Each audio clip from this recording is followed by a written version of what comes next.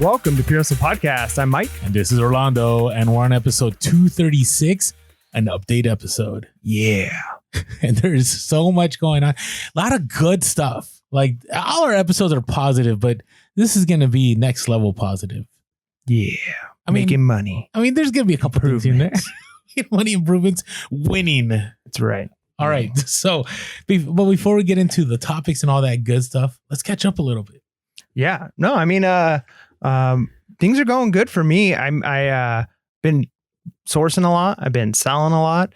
And so I talked a little bit about building a mini barn, right? And kind of doing that. And I've had a few of our listeners kind of reach out and give me some great tips feedback. And, yeah, like videos too. Videos, yeah, of things they're doing. So I just decided what I'm going to end up doing is I found a shed through Home Depot that they'll come and install, and it's relatively decently priced. It's a 10 foot by 12 foot shed, which is what you have to stay under in order to not have to have permits. So 10 foot by 12 foot. And my plan is to add on some overhangs and some stuff that I can keep totes of things that aren't like necessarily, issue, if they get hot or whatever. So I've got a lot of plans for this. I'm going to be able to fit a whole lot into this shed. So right now what I've been doing is kind of clearing out the spot, leveling it out, because you just have to have a semi-level spot for them to install it. But they're going to come install it. And I'm not huge on credit cards. I have like almost no debt at all except for student loans. So the idea of getting a credit card was like not exciting. But what I decided to do was get a travel credit card. Yeah, I got one, like a Southwest one. Yeah. Well, this one is just like it's a Bank of America travel, so you can use it for any airline. And it came with a ton of bonus points. If you spend more than $2,000 in the first 90 days, which we will on this shed, you get all these extra bonus miles and all of these things. And the payment that we're going to pay for, and it's interest free for 18 months. So the payment we're going to pay it off in a year, is going to end up being like $250 a month, which is less than a storage unit. Right. Like if I were to get a storage unit this size, true, I'd be paying in California, where we live in California, I'd be paying about that price. I pay $344 for 10 by 20. It's obnoxious. Yeah. And this thing is going to be paid off, right, in a year. And then after that year, it's like I've got free storage. So, and it's going to be close. It's going to be at home. So kind of excited about moving towards that direction, because I've been talking about getting something set up for a long time. And now we're really got the ball rolling, and it's going to be nice to have things. Because right now we have to drive like 15, 20 minutes to get to, where our inventory is. And so it's kind of a hassle. But if we can just do it all at home, it's going to be significantly easier for us. So yeah, it's pretty good. What about you? What's new with you? I just want to touch on what you're talking about. It's a game changer when you can have a storage unit that's super close. Like mine is really close, and I feel like it's an extension of my home. You know what I mean? Because if I had to drive 15 to 20 minutes, that'd be kind of rough. So I'm grateful. That's why I pay more. I could pay less and get one a little bit further away, but it's just not worth that. Sometimes you have to pay up to, have convenient things in life. Yeah. So before I move on to me, I want to talk about our garage sales just real quick, because, Mike and I ended up at the same garage sale, and I know Mike doesn't like that, but I think Mike killed it. Like in the sense that when I caught Mike, we were like making a U-turn, like we were turning around at a cul-de-sac, and my son's like, "Hey, it's Mike." And I'm like, "Oh, it's Mike." And I remember we were like chasing each other at different garage sales. And then I come into the studio today, and Mike has some of the stuff here he's sorting through. And I'm like, oh, looks like Mike did pretty well. Now, I did pretty well, and I'll share in a little bit, but what happened? I just made sure to turn left when you turned right. No, there's actually... But let's talk about why you scored, because this is one of the things we talk about in episode, is it 235? Yeah, 235, when we talk about making more money at garage sales. What do you think was the difference between you and me? I was out really early. Correct. Because you were like, let's go. I've only hit 5 houses. And I'm like, 5 houses? I've already hit like 15 houses. Yeah, Mike didn't even say a word. He just looked at me and goes, all right, bro. And he just kept moving. Yeah, no, it's I was out really early. In fact, we went to, so it was like a community garage sale. So there was like 30 advertised houses in this area. And I already went to 3 garage sales in another area that started at 6. So, and I was there, those ones at like 5:30 before I even got to the ones. And these ones were advertised to start at 8. And I was already hitting them up around 6:45. Right. Wow. And normally I wouldn't do that. I thought I was there early. I was there like at 7:15. Mm-hmm. Well, and that's the thing is normally, like if you'd have asked me a year ago, I would have waited till like 7:40 to go to these because I didn't want to be too early. But they were all set up and they were all selling, right? And so the idea of the start time, you got to get there before the start time for sure. So anyways, props to you. Thanks. Yeah, let us know in the comments below. How early do you get to garage sales?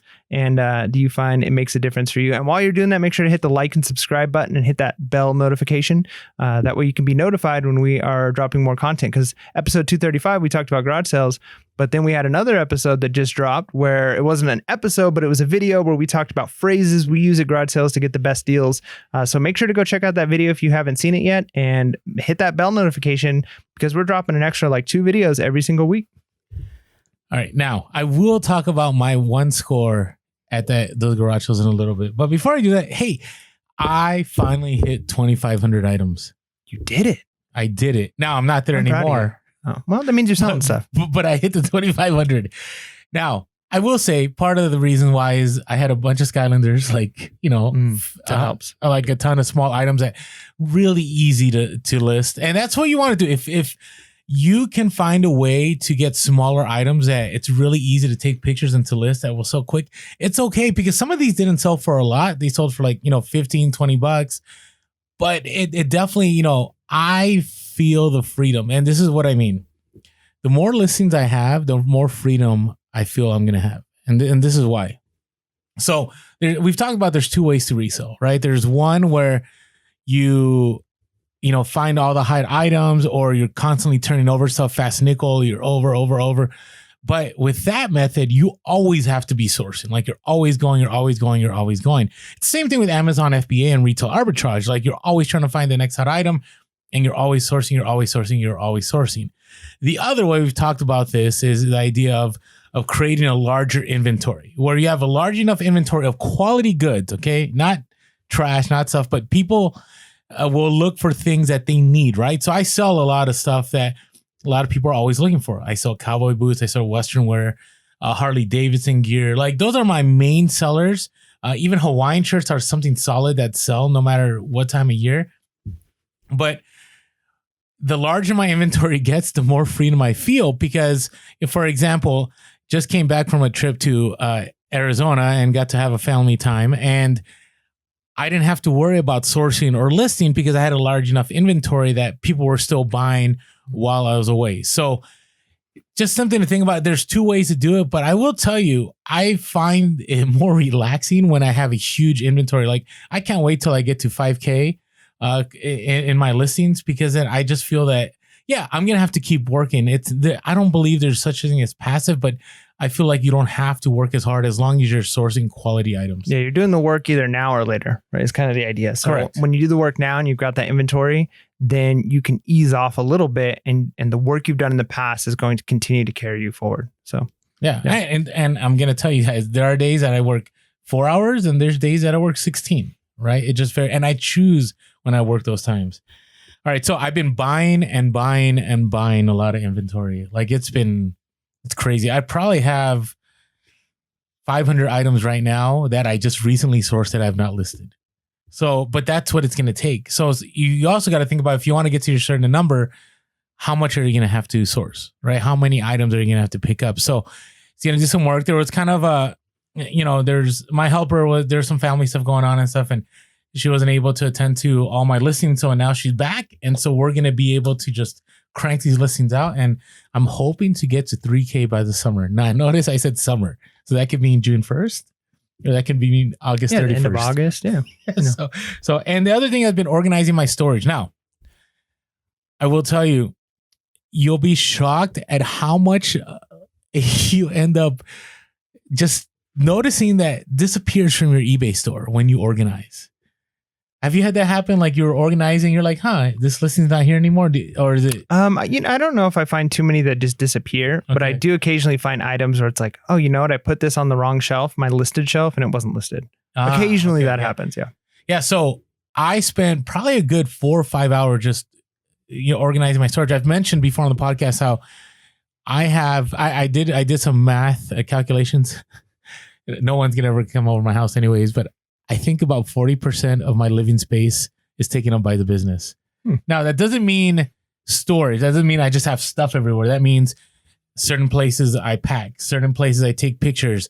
But you know, I do have certain closets, like my kids, their closets have their stuff, but they has a whole bunch of inventory. Now I'm running lean. And the reason I'm running lean is I'm waiting for the right opportunity to either rent a huge place or buy a decent sized space.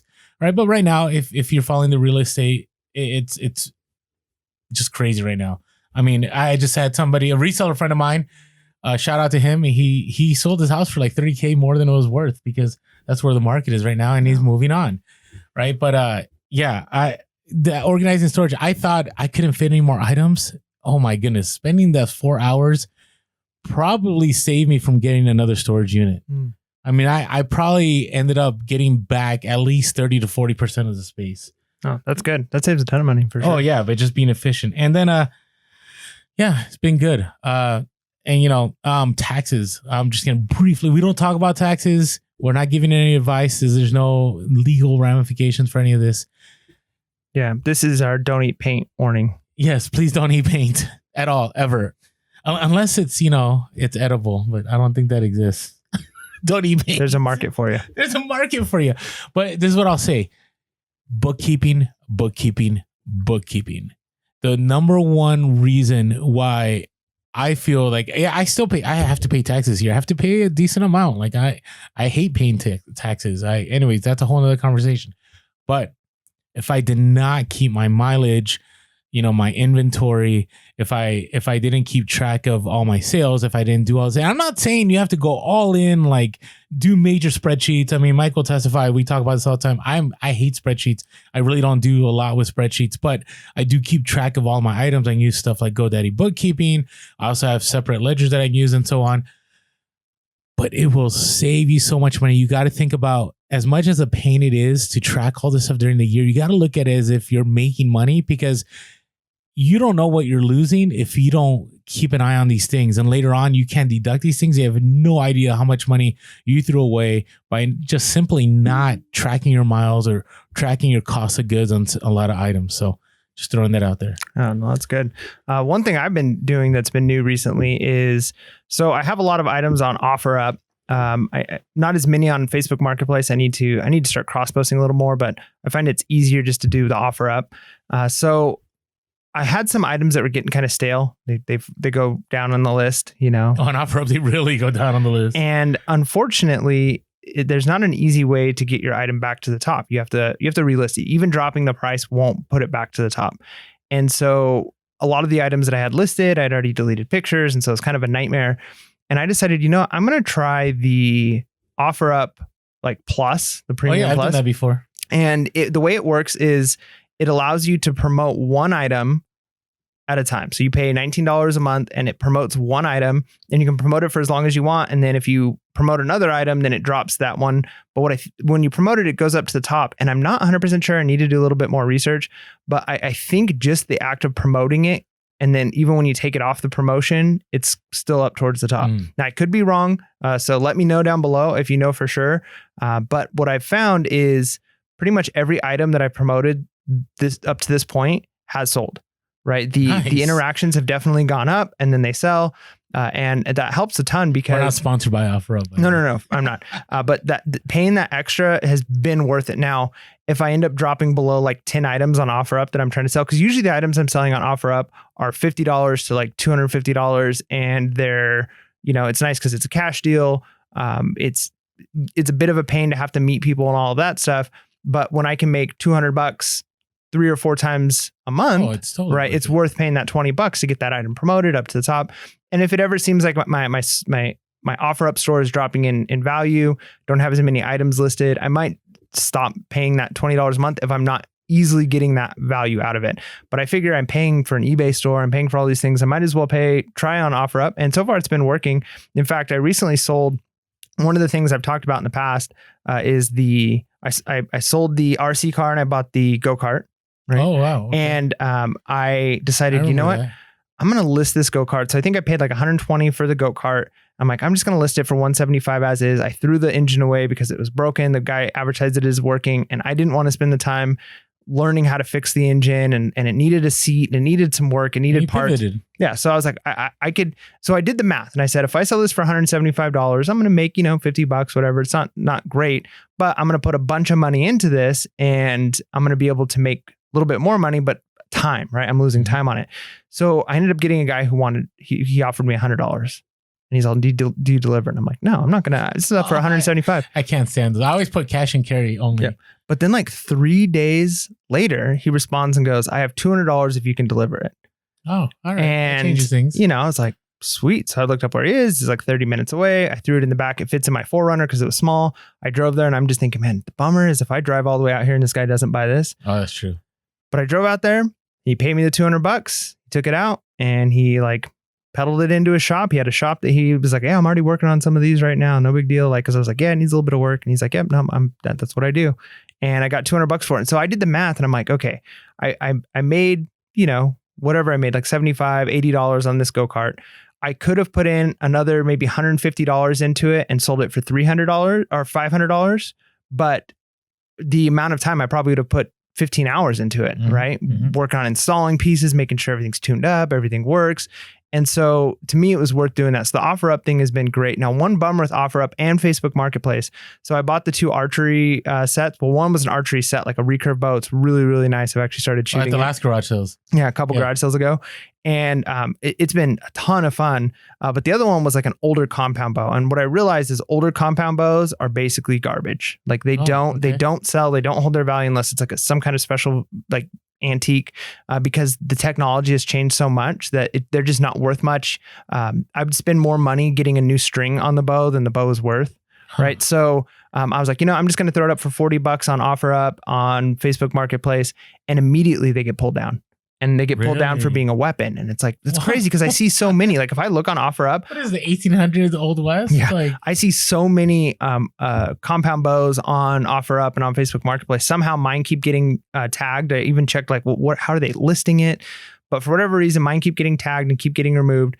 So just be aware of that. If you ever pick up a bow, is you're going to have to sell it Craigslist. Yeah, I could also sell it on eBay. But again, it's so big that the shipping on it's for a $40 item. It's just not worth it. So I might take it apart and sell pieces of it. I think I'll still easily make my money. Or I think I could probably sell it on Craigslist for like $40. I paid $10 for it. So there'll be some profit there, but it's just be aware of that if you're trying to do that.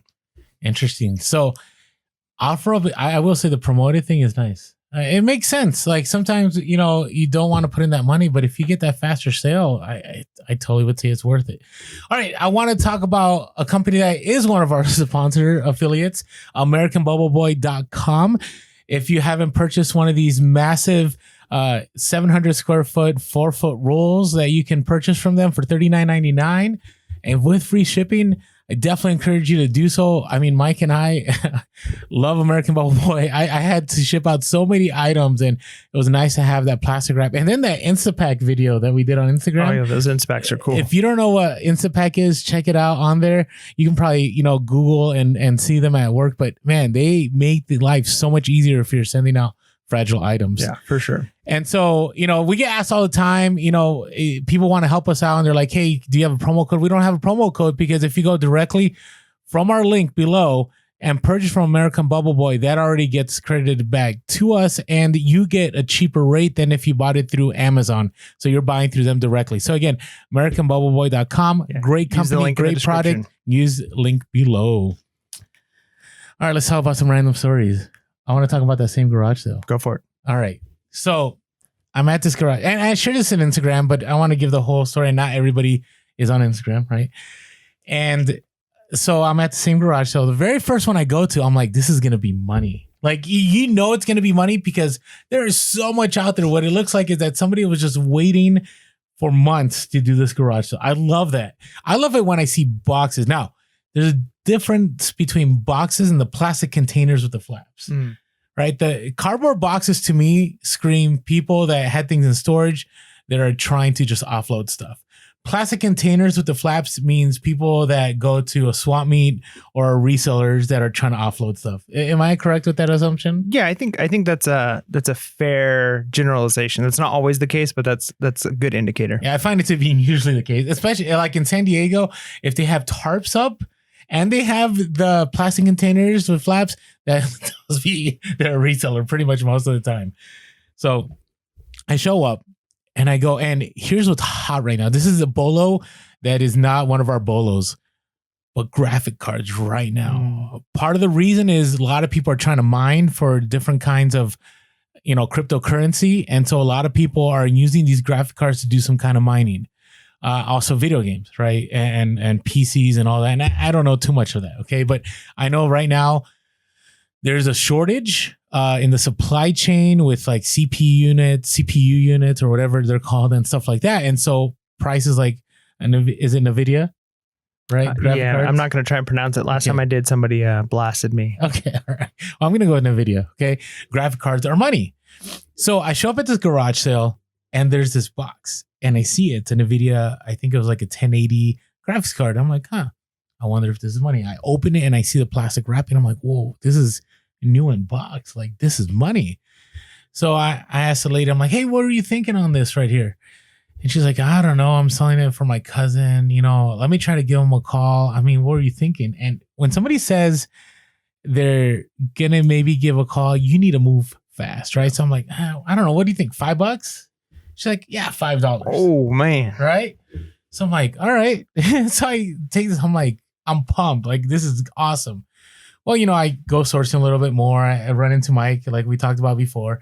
And then at the end, I open the box and I check, and I don't know anything about graphics cards, right? I mean, I was expecting it to be the same product. Where I looked, and it wasn't, I think it was 1080 or 1180, I forget what version. Instead, it was a 960.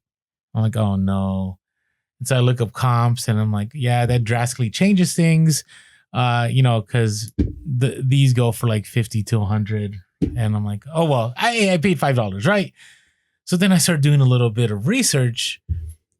And actually, the one I had goes for about $125 to $150, even for parts. And so I'm like, I'm just going to list this out. I'm going to list it at $199.99 plus shipping. So I list it within, I think it was about 90 minutes. Actually, somebody sent me an offer for $5 off, and then they retracted the offer. I'm like, wow, what are you? I hate it when you get retractions. I mean, they rarely happen, but it's weird when they do. Yeah, because we can't retract offers, can we? No. Yeah. Yeah. Well, whatever. It's customer, right? Okay. And so then, they retracted. I'm like, oh, well, it'll sell if somebody's interested. Sure enough, full price, same person. Right. And I'm like, sweet, $199 plus shipping, right? $5. But the saga doesn't end there, because after that, they send me this beautiful message and they're like, hey, I really, appreciate it. This is, if you could remove any invoices and if you must, they put it in caps. If you must print an eBay label, please cut off the eBay logo from the label. I'm like, whoa, this is next level dropshipper, right? If you have no idea what we're talking about with dropshipping. So what some people do, they set up a Shopify or they set up a website and they put up listings, but those listings are of items that are selling maybe at different department stores and sometimes from people on eBay. So my listing must have ended up on a dropshipper's, whatever Shopify or internet site at a higher price. But here's the thing, dropshipping is beautiful because they buy it, you send it to the customer that thought they got it, and they want you to hide that it's eBay. Now, they didn't say anything about the eBay tape, so I covered my box in eBay tape because that's the only tape I have. What am I supposed to do, right? But here's the thing. If the individual complains and they want to return, they're not going to complain to me, right? Because they didn't buy it from me. They bought it from this other person. Now, the other person has to figure out, is it worth going through the hassle of dealing with the person I bought it from to ship it to the original buyer? On top of that, they can't leave negative feedback because all I have to do is pick up the phone or email or message eBay for Business on Facebook and just say, by the way, a dropshipper purchased this. This is against terms of service, and they're trying to leave me negative feedback, and it's done. And usually you don't hear from dropshippers because that's not good, right? eBay has policies against drop shipping. And so I'm happy because I won all around. I won at the garage sale, I won in the sale, and I'm not going to get a return. So I'm good to go. It's good stuff, man.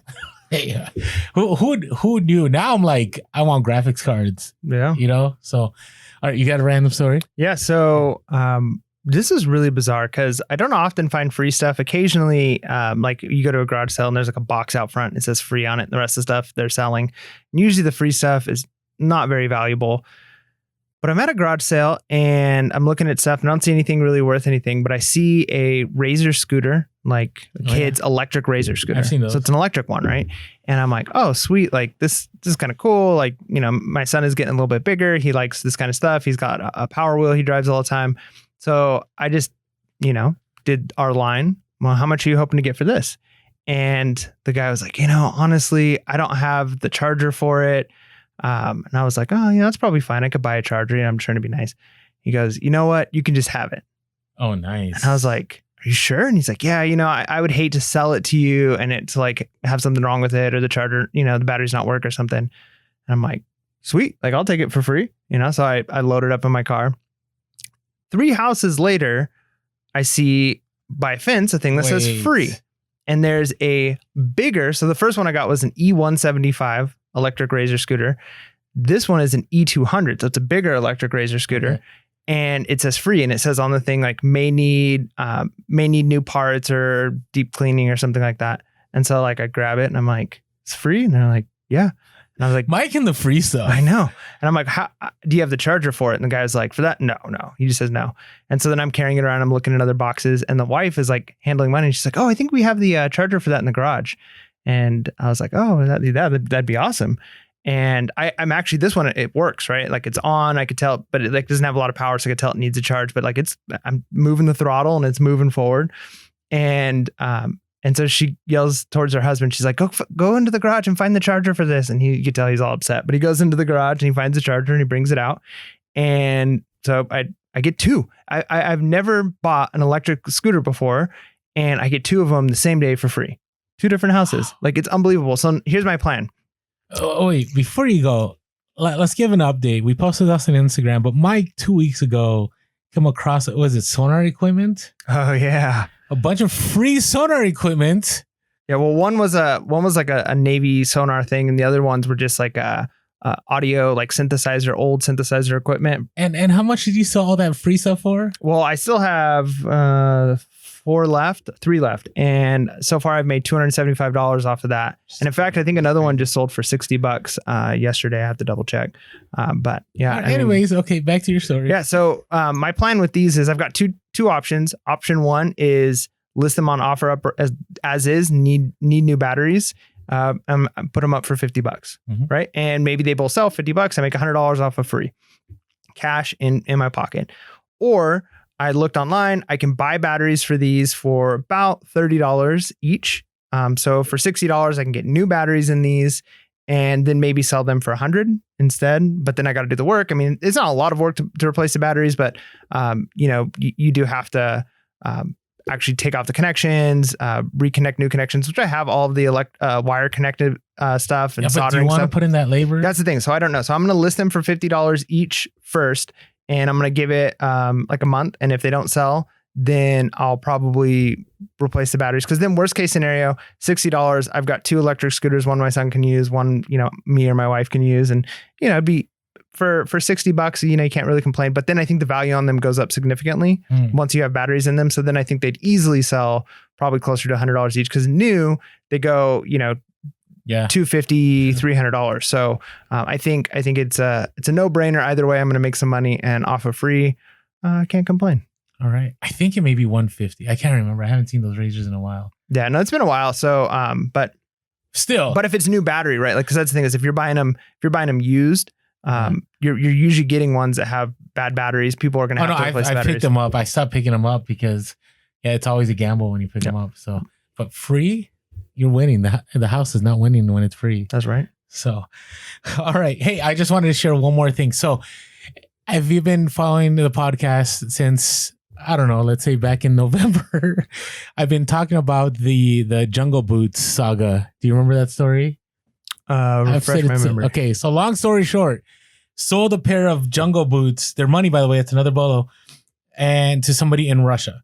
The person through global shipping. The person in Russia was scared to show their ID at the postmaster, and so he didn't pick it up. Global shipping credited him, credited me. We're good, and then out of nowhere, the guy filed a payment dispute, which changed everything because it's not covered under global shipping. I had to wait 90 days. I waited 90 days, contacted eBay. eBay's like, oh, we'll get back to it. Even on the case, it says that it's waiting for eBay to send information to the financial institution. I called eBay 7 times. 7 times. Well, you went from 3 to 4 to 7. Yeah, because I'm trying to remember. And in January, I know I called 4 times. And then in February, I called 2 to 3. And in March, I called a couple more. So it's been more than that. Okay. Because it's about the principle of the matter. It's no longer about, the $118 or $120 plus shipping that is due to me. Now, I don't feel like I'm wasting time because I'm calling while I'm doing some listing. So, I could be listening to a podcast, whatever. I just decided to do this. And I called eBay again because eBay twice promised me that I would get 2 free months of a store subscription. And then when I call back to follow up on that, because it never shows up on my invoice, they're like, oh, we don't have any notes about that. I'm like, come on, what's going on here? So this final time I said this, I called again. I said, hey, I'm following up. I haven't seen anything. People keep saying they're going to get back to me. Here's the deal. It is costing eBay more money to pick up the phone now than to just give me that money. Right? I said, unless they're paying you like $8 an hour, I'm pretty sure it's costing eBay more to continually having to take my call. I said, so I'm really hoping that we can resolve this today. And obviously I said it with a smile. I was nice. I wasn't like straightforward, but I was straightforward. Okay. So guys, all right, let me see what I can do. I'll try to figure things out for you. He's like, let me toss it up to my leaders and they'll get back to me. Something like that. He gets back to me. He's like, I'm sorry, we can't do the store subscription thing. I'm like, okay. All right, well, I guess I'm just going to keep calling each day until this gets resolved. So I plan to call every single day until eBay resolves this. Well, he's like, but what I can do is I'm just going to give you a $120 coupon on eBay that you can use. Now, you may argue that's actually not cash money that you're getting back and so on. But here's the thing. I was going to spend that amount of money on new supplies anyways. So I gladly took it. So I got 120. eBay finally made things right. And here, the lesson always is with eBay, if you're in the right, you just got to be persistent. Sometimes it just takes the right rep. We say this all the time. And even with negative feedback, it's the same story. I'll share that in a little bit. I had a negative feedback that I had to call to get removed. But just be persistent. If you're in the right, you're in the right. Now, if there's one thing that's off, one thing that's wrong, eBay will hold that. And that's when things end up not working for you. So I'm glad the saga is finally done. It only took 5-6 months. Hey, what's time? I mean, we got websites from the early 90s. Anyways, all right. Hey, before we get into our reseller topics, if you've not been following us on social media, we are Pure Hustle Podcast on Instagram, TikTok, and Facebook. We are Pure Hustle Cast on Twitter and also Clubhouse.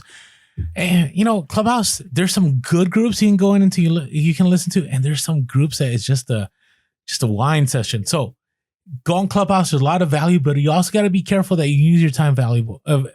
Use your time valuable. Is that even proper grammar? Wisely. There you go. Okay. All right. Also, you can give us a call, 619-738-1170. That's 619-738-1170. We do have a hustle of the week that we want to share as a voicemail on our next theme episode, which is pretty awesome. So if you have a hustle of the week you want to call in, go for it. Or any questions. We really appreciate that. Also, you can email us at purehustlepodcast@gmail.com. That's purehustlepodcast@gmail.com. Also want to share that we are really grateful for the continuous reviews that we get. We are the most reviewed reselling podcast in history. Yeah. And no matter what, we are the number one podcast that you're listening to at this moment. We are the largest reselling podcast, I believe. Yeah. Largest, fastest growing. Whatever you want to say. So I want to shout out to the latest reviews that we got on here. We're always grateful for these. And so I'm going to say thank you to, wow, we got a few. Where are we at? So people are talking about the 500 club now. and we're at 421. So yeah. So if you want to make it into the 500 club, if you want to be make a review before we reach 500, you got to review now, because we're going to get to 500, and then you're going to say, man, I missed the 500 club. All right, so let me share a couple of these real quick. So this comes from Jamie21, says the knowledge that they share help my small reseller business. They are great about getting you to think about your business as a whole, not just about what you should buy. And that, I take pride in that, because I've always, in the beginning, Mike and I had a discussion, and Mike was like, hey, let's do what sold videos. And we do what sold videos, but we want to bring a lot more than just what sold videos. We want to help you actually have a very profitable business. I've definitely worked in the back of things, like reselling, organizing, tax idea, viewpoints. So definitely a hidden gem podcast. Hopefully we're not that hidden anymore. Yeah. Help get us out of the hidden section. All right. And another one here from Old Gus 80. So thank you, Old Gus. He says, I started listening to these guys discuss eBay and reselling about 3 weeks ago based on word of mouth from a family member. Nice. That also resells, and I am hooked. A very informative podcast. Love the BOLO and reselling stories, and also love the updated information regarding eBay selling, which we have some that we're going to talk about here in a moment.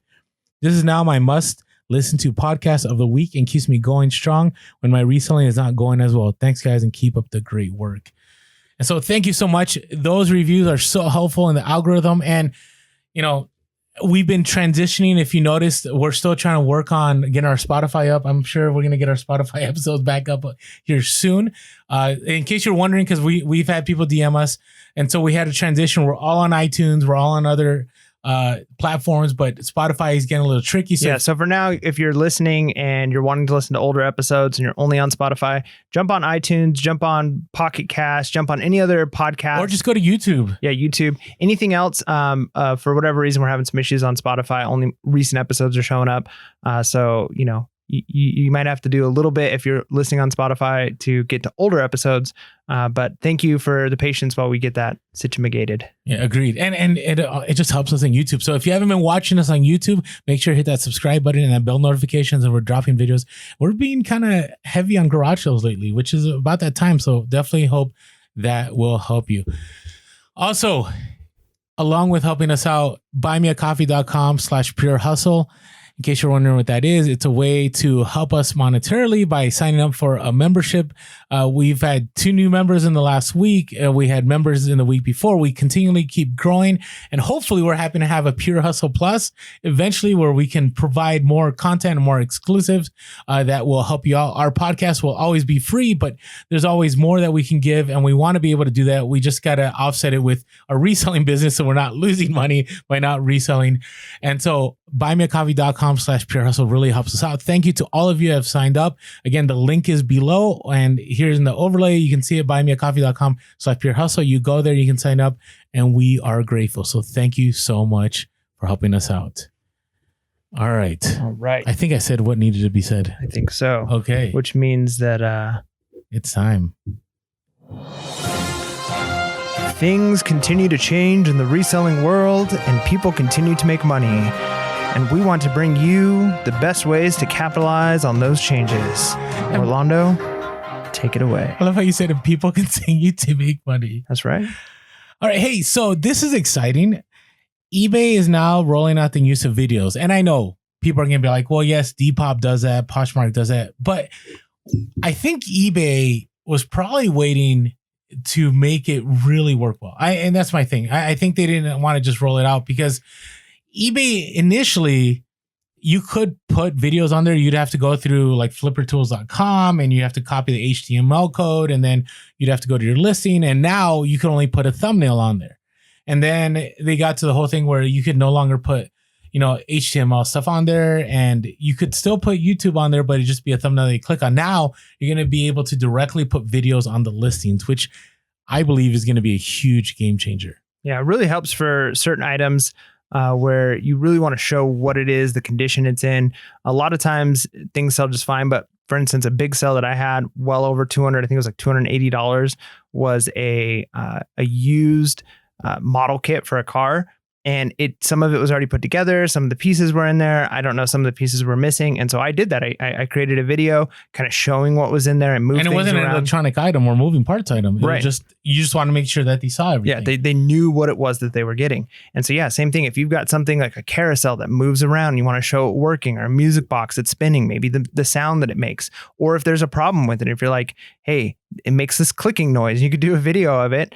And people might say, I know how to fix that. I've already fixed those, right? Or I just need it for parts. And that sounds like whatever motor, but I don't need that part anyway. So videos will definitely be helpful. Yeah. So I'm looking for it now. I'm not sure how long it's going to be. I think they're testing it out with, it's going to come in waves, but it's definitely going to be, it's just going to be awesome because no longer do I need to go to YouTube and get the HTML code and bring it over. It's going to be nice to be able to just put on the listing while you're making the listing. So pretty awesome. All right, now let's talk about Amazon for a moment. We'll get back to eBay. So those of you that sell on Amazon, I've been talking about this for a long time, and things are changing in the free market and what people are allowed to sell things for, and this whole idea of price gouging really took off during the pandemic, and now we're seeing it come to fruition because now if you're an Amazon seller, if you price things too high, it goes into your account health and can work against you. So you got to be careful about that. Now, I'm going to read to you what Amazon says, and then I'm going to explain what this means. So Amazon says sellers are responsible for setting their own prices on Amazon marketplaces. Yeah, okay. In our mission to be Earth's most customer-centric company, Amazon strives to provide a customer with the largest selection at the lowest price and with the fastest delivery, as sellers play an important role. Amazon regularly monitors the prices of items on our marketplaces, including shipping costs, comparison with other prices available to our customers. If we see pricing practices on a marketplace offer that harms customer trust, Amazon can remove the buy box, which would hurt you because you couldn't sell stuff, remove the offer, suspend the ship option, or in serious or repeated cases, suspending or terminating selling privileges. So it's a big deal. Pricing practices that harm customers' trust include, but are not limited to, setting a reference price on a product or service that misleads customers, setting a price on a product or service that is significantly higher than recent prices offered on or off Amazon, selling multiple units of a product for more per unit than that of a single unit of the same product, setting a shipping fee on a product that is excessive, and there's a little bit of more language. So you really got to be careful. And the bummer with something like this is it's so general. It's not specific at all. In fact, they even say include but aren't limited to, which means it's not a set in stone policy where like this is the specific percentage amount you can list over previously sold items over a certain number of days.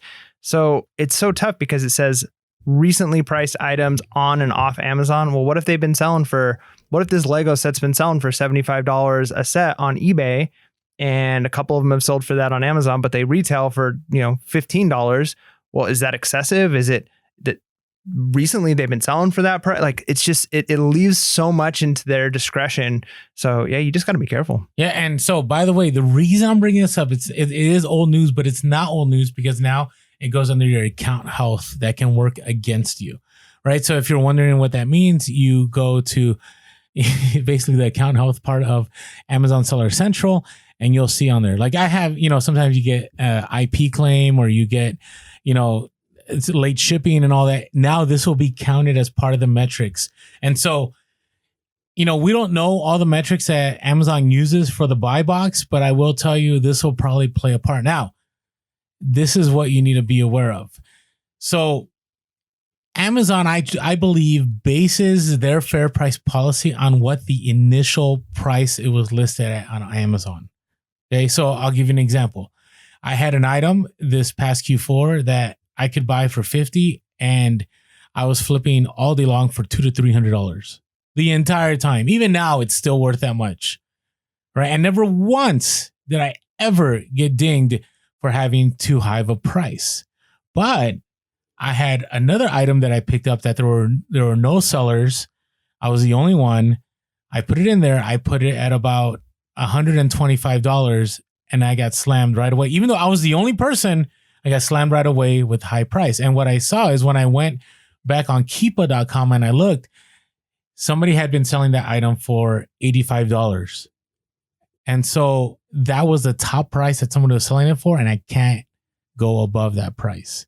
So this means two things. Number one, be aware if you're the first person selling something, make sure you just list it higher, right? Because it's scarcity, right? So you're providing an item that most people wouldn't be able to find.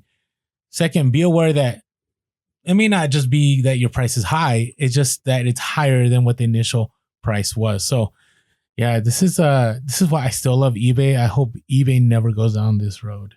I don't believe they can, especially in secondary goods. Like how? I mean, think of sports cards. How much money would they lose if they start putting fair price on sports cards? Mm. So, all right. I did air quotes, by the way, if you're listening to the podcast. All right, fair price. Speaking of sports cards, it's not on here, but I posted a while back on Instagram. They're planning on rolling out in April a trading card scanning thing. So it'll work for different sports cards. It'll work for Magic the Gathering, Yu-Gi-Oh, Pokemon. There's a whole list of different cards it'll work for. And basically you take a picture of the card and it'll scan it and it'll like help create the listing for you. So they're planning on rolling this out and it'll value it. And so there's already websites that'll do this. There's I think it's like MTG Goldfish or something that'll do it for Magic the Gathering cards, where you just basically like scan the card and it'll like pull the card up with like how much they sell for and highs and lows and all of that. But if you have to use another tool and then you switch over to eBay, it takes a lot of time. Whereas if you can just do this on eBay itself, you scan the item and it helps create your listing for you and show you pricing and all of that stuff. That could be a game changer. Yeah, agreed. It'll definitely save you time. All right. Now, I see this as really good news, and hopefully I read this correctly. Because if I didn't, please let me know in the comments. Please say, Orlando, you are completely wrong. Okay, I'm okay with that. Now, I'm excited about this. So, eBay and their seller update. This is one of the areas that we didn't discuss too much, but we did discuss about zero priced insertion fees, and they're expanding it. But if only you're under managed payments. So you have to be under managed payments to take part in this. So what they're doing is they are giving you more listings for free based on your store, right? So this is kind of good. Now, according to eBay, you have the whole month of April to make your choice whether to downgrade, and you don't have to pay the termination fee, right? So usually, especially if you sign up for the yearly, right, which is cheaper. Like I do yearly for the premium, and I think it's like $59.99 in comparison to, let me see, if I did a monthly renewal. Oh, actually, the prices have dropped. But okay, so I have the new prices here. I don't have the old prices. But yes, the prices are dropping around. So I think this is a good move for eBay. So right now, your store subscription, according to what I'm seeing on the website, oh, here it is. So if you did the monthly, let's say on the premium, I would be paying $74.95.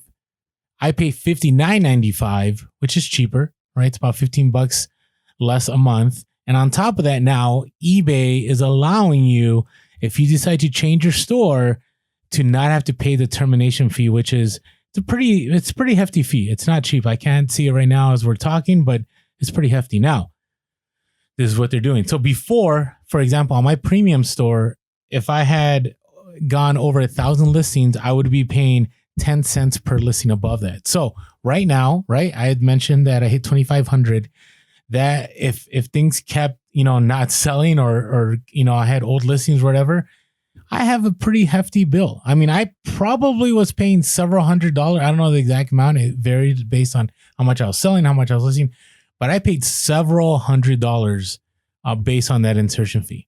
Now it's gone from 1,000 free on the premium store to 10,000 all categories. It's a huge jump.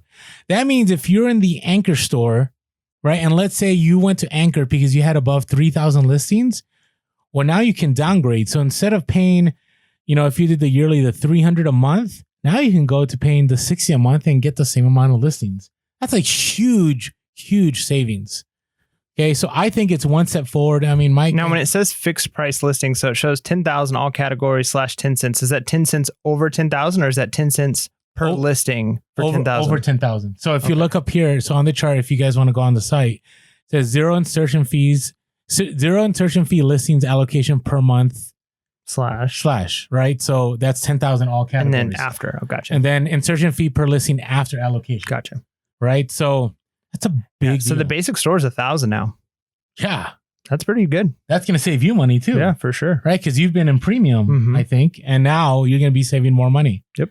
So I applaud eBay on this. I think it's one step forward into moving into zero insertion fees completely, right? I mean, you're still paying for the store subscription, but you do get some perks with the store subscription, right? You get the ability to do markdown sales. You get the TerraPeak research. You get sourcing guidance. You get a lot of other items that definitely help you in your business. So, and the starter store now is $250. I mean, that's pretty good for a lot of people. Yeah. So definitely take a look at your store. Don't let this pass by without you changing your store subscription, because this can save you a lot of money. So I would get on it now and I would take a look at this. And by the time this podcast is dropping, it's already been a few days into April. So definitely get a move on it. That's right.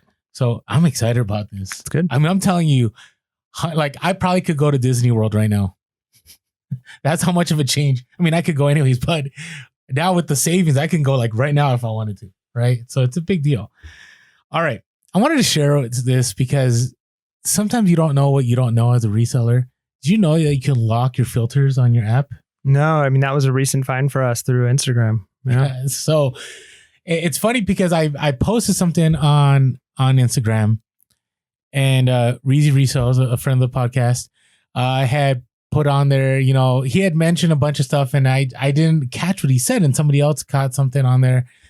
And eventually the discussion came up that you could lock, your sold filters, which I knew. I just thought everybody knew, you know what I mean? And so then I made a video and I posted on Instagram. So if you go to your settings, you can choose, lock filters. And then when you search something, you can choose what filters you want to lock. So now, instead of wasting those seconds scrolling, going to sold and completed items, it's automatically going to do that every time you search things.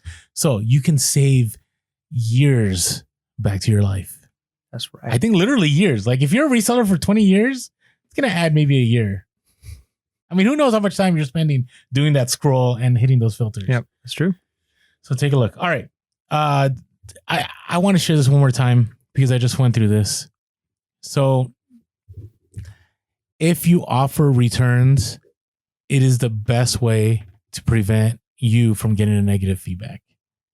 Always.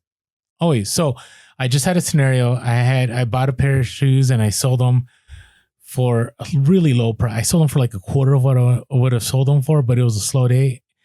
It's always the lower end buyers that cause problems. Yeah. Always. And so, and a lot of people say, I don't sell to people with zero feedback. I find that I have more problems with people that have a lot of feedback. So this individual had been selling since 1999. Another reseller lowballed me, bought a pair of shoes, got it. When they got it, they said, "Oh, these are more worn than expected. Can I get a partial discount?"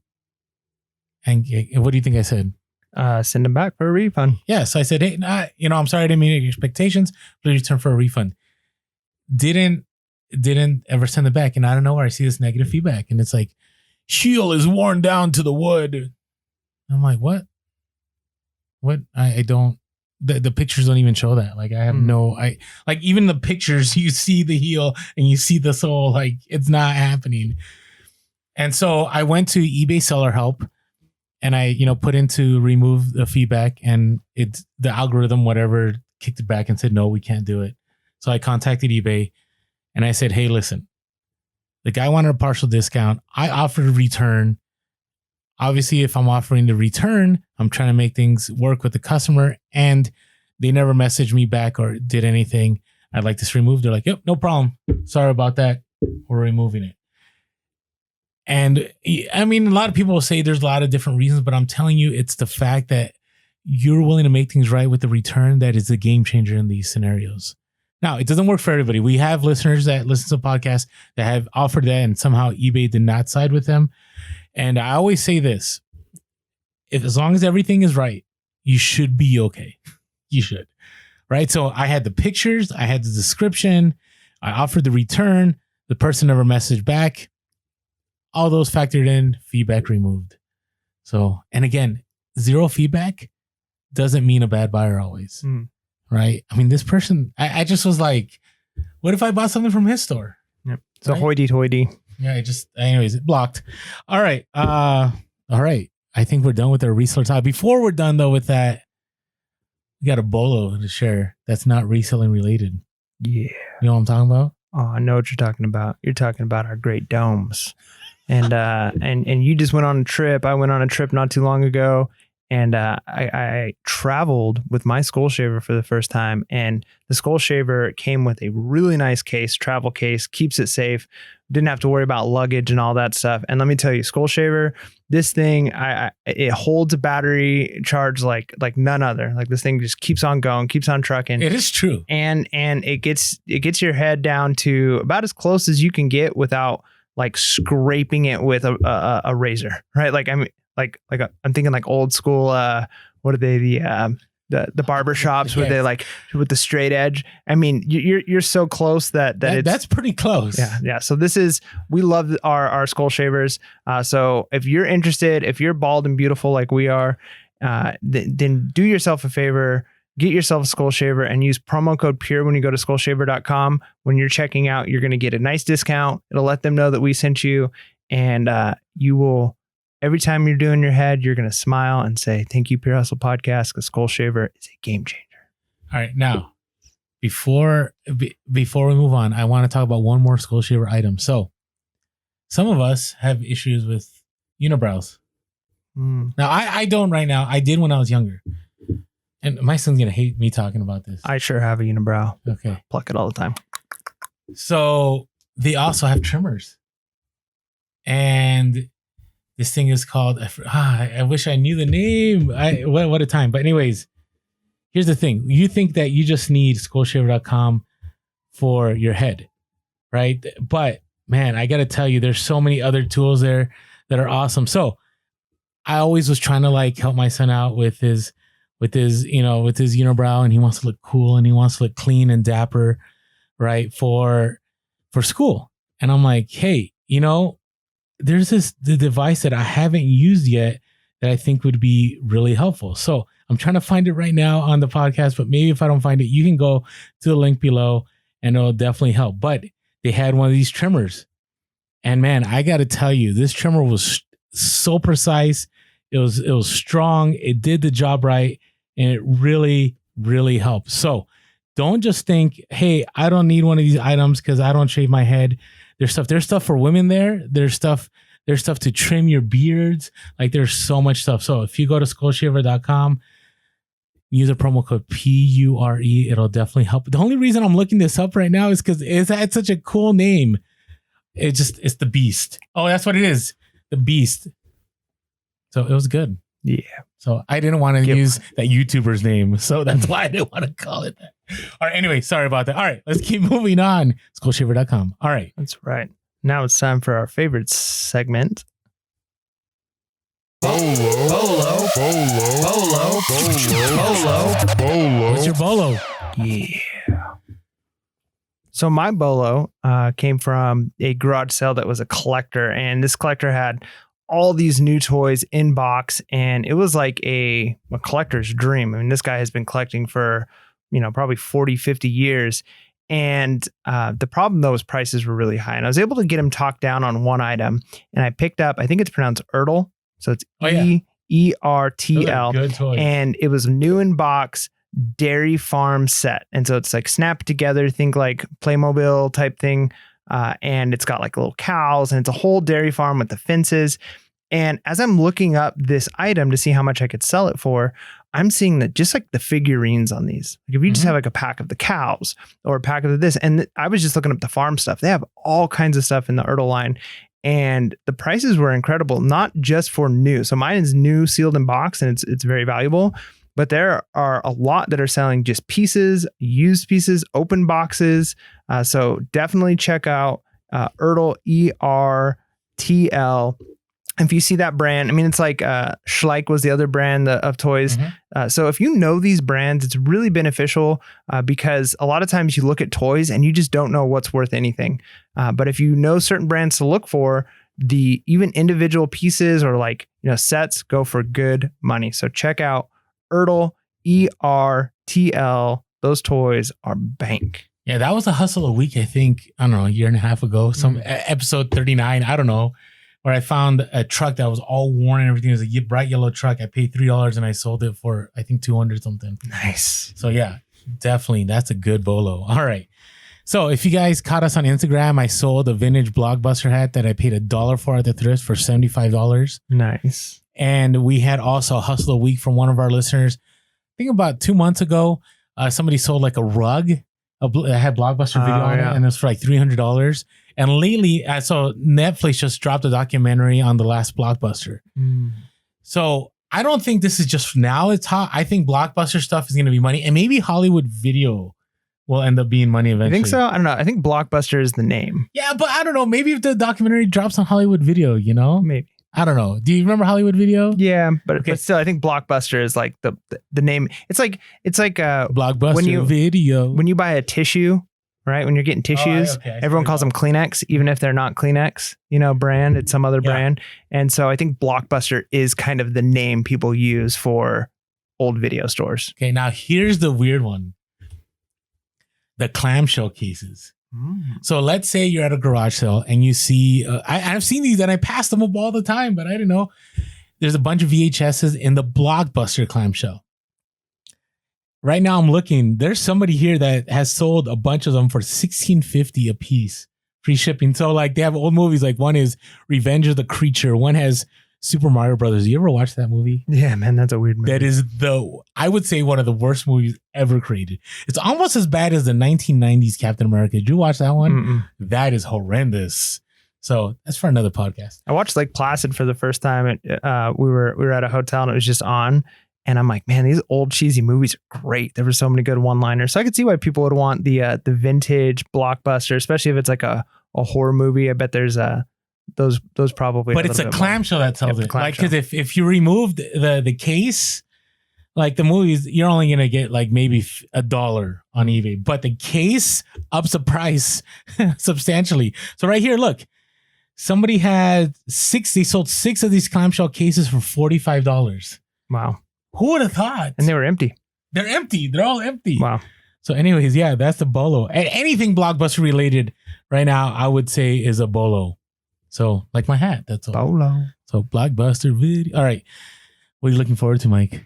I'm actually looking forward to buying and getting that shed installed. Man, I'm excited because, seeing my business grow first with getting the trailer, getting the equipment, getting, the printer, all of those things, like you watch your business grow. And I think this is just the next step in my evolution of my business.